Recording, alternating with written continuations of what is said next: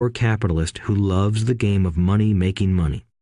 The other part is a socially responsible teacher who is deeply concerned with this ever-widening gap between the haves and have-nots. I personally hold the archaic educational system primarily responsible for this growing gap. Chapter 7. Overcoming Obstacles. The primary difference between a rich person and a poor person is how they manage fear. Once people have studied and become financially literate, they may still face roadblocks to becoming financially independent. There are 5 main reasons why financially literate people may still not develop abundant asset columns that could produce a large cash flow. The 5 reasons are: 1. Fear. 2. Cynicism. 3. Laziness. 4. Bad habits. 5. Arrogance. Overcoming fear. I have never met anyone who really likes losing money. And in all my years, I have never met a rich person who has never lost money.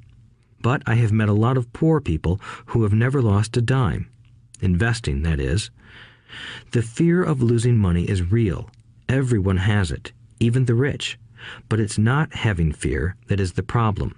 It's how you handle fear. It's how you handle losing. It's how you handle failure that makes the difference in one's life. The primary difference between a rich person and a poor person is how they manage that fear. It's okay to be fearful. It's okay to be a coward when it comes to money. You can still be rich. We're all heroes at something and cowards at something else. My friend's wife is an emergency room nurse. When she sees blood, she flies into action.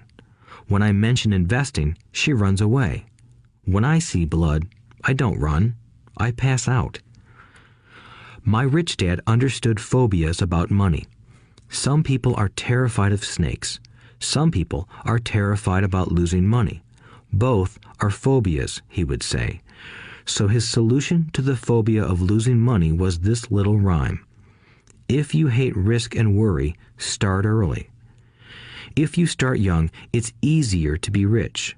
I won't go into it here, but there is a staggering difference between a person who starts investing at age 20 versus age 30. The purchase of Manhattan Island is said to be one of the greatest bargains of all time. New York was purchased for $24 in trinkets and beads. Yet if that $24 had been invested at 8% annually, that $24 would have been worth more than $28 trillion by 1995. Manhattan could be repurchased with money left over to buy much of Los Angeles. But what if you don't have much time left or would like to retire early? How do you handle the fear of losing money? My poor dad did nothing. He simply avoided the issue, refusing to discuss the subject. My rich dad, on the other hand, recommended that I think like a Texan. I like Texas and Texans, he used to say. In Texas, everything is bigger. When Texans win, they win big. And when they lose, it's spectacular. They like losing? I asked. That's not what I'm saying. Nobody likes losing. Show me a happy loser, and I'll show you a loser, said Rich Dad. It's a Texan's attitude toward risk, reward, and failure I'm talking about. It's how they handle life. They live it big.